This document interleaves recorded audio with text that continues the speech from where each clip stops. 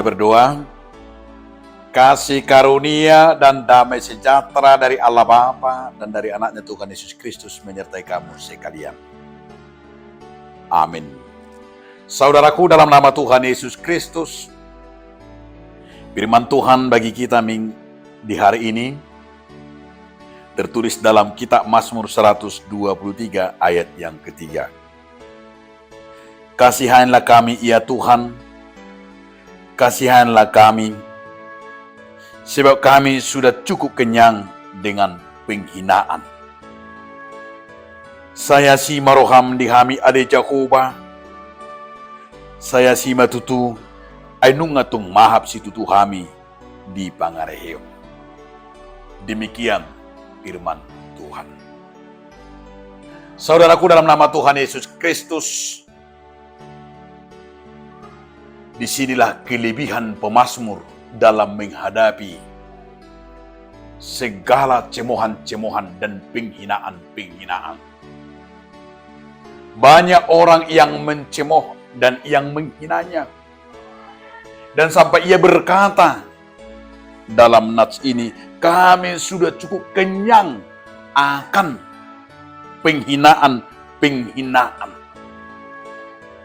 Dan ia berdoa, kasihanilah aku Tuhan, kasihanilah kami Tuhan. Dia tidak meminta supaya dihukum. Dia tidak meminta supaya pembalasan.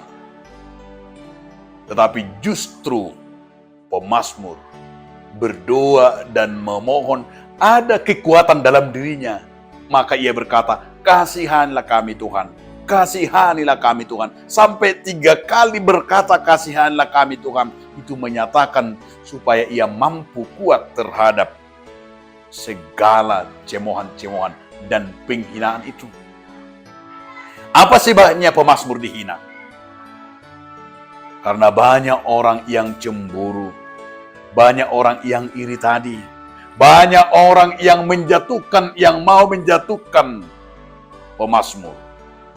Tetapi pemazmur, ia berdoa, ia sadar dalam segala penghinaan itu dia tidak meminta supaya mati atau supaya dihukum, tapi justru dia hanya berdoa supaya ia diberikan semangat baru, diberikan kekuatan dalam dirinya.